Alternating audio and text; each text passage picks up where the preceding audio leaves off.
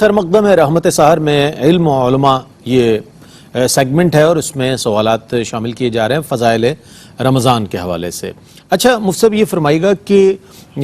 ایسی بھی کچھ صورتیں ہیں کہ جن کے بنا پر روزہ ترک کیا جا سکتا ہے، وہ کون کون سے عذر ہیں؟ میں چاہتا ہوں اس پر کچھ ارشاد فرمائیے گا۔ دیکھیں اس میں بنیادی اصول جو اللہ تبارک و تعالیٰ نے خود قرآن عظیم میں بیان فرمایا کہ لا یکلف اللہ نفسا الا وسعها، اللہ تبارک و تعالیٰ کسی جان کو اس کی ہمت سے زیادہ آزمائش میں مبتلا کرتا ہی نہیں۔ تو جہاں پھر یہ روزہ اس طرح کی آزمائش بن جائے کہ اس کو پورا کرنا انتہائی دشوار ہو، وہاں رعایت ملے گی۔ مثال کے طور پر اگر کوئی بہن پیگننٹ ہے اور ڈاکٹر ان کو یہ کہہ دیتے ہیں کہ روزہ رکھنا آپ کے لیے یا آپ کے بچے کی جان کے لیے خطرہ بن سکتا ہے، تو ان کو اجازت ہے وہ چھوڑ دیں، بعد میں اس کی قضا کریں۔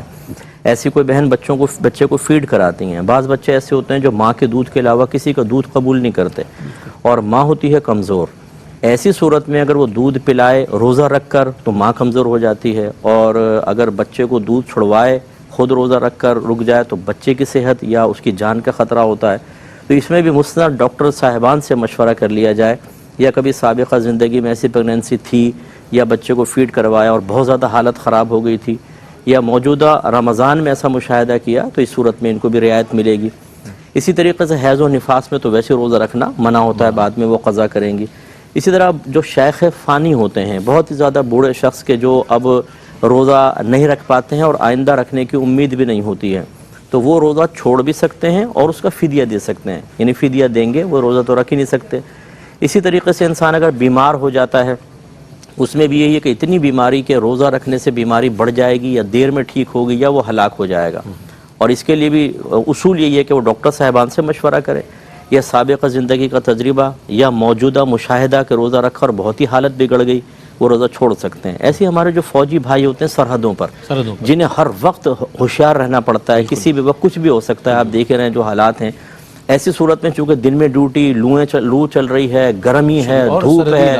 اور سرد علاقے خاص طور پر کہ وہاں ہر وقت ایکٹیو رہنا ہے، دیگر چیزیں معاملات، ان کے لیے بھی رخصت ہوگی کہ وہ روزہ چھوڑ سکتے ہیں، بعد میں اس کی قضا کر لیں۔ اسی طریقے سے اگر کسی کی بہت ہی زیادہ ہارڈ ورکنگ ہے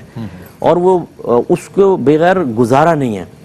وہ مطلب کوئی اور جاب نہیں ہے، وہ کچھ اور کوئی اس کو مدد کرنے کے لیے تیار نہیں ہے، اگر وہ جاب چھوڑتا ہے تو اس کے گھر میں فاقے ہو جائیں گے، مسائل پیدا ہوں گے، یہ بہت ہی نادر صورت ہے لیکن ہے، یہ صورتیں بھی ہیں، اس کے لیے بھی اجازت ہوگی۔ جیسے یو اے کے اندر میں ایک دفعہ تھا وہاں پر، تو وہ ایک سکھ تھا، وہ کام کر رہا تھا دھوپ کے اندر، کیونکہ وہاں پہ لباس بھی مخصوص پہننا ہوتا ہے، ہیلمٹ لازم، تو وہ اوپر سے گر کے، گرمی اتنی ہوئی کہ اوپر سے گرا اور مر گیا وہ بیچارہ،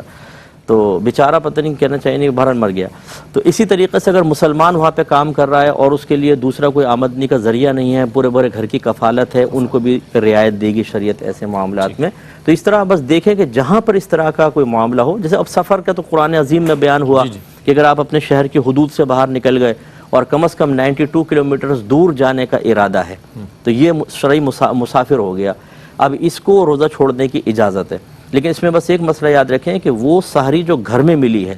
اس کے لیے اگلے دن کا سفر عذر نہیں ہے،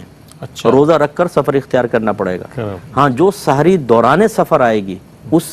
اس سے اگلا روزہ چھوڑ سکتے ہیں، اور اگر رکھ سکتا ہو، جیسے جہاز کا سفر ہے یا ٹرین کا آرام دہ سفر ہے، تو رکھنا افضل ہے، لیکن بہرحال چھوڑے تو گناہگار نہیں ہوگا۔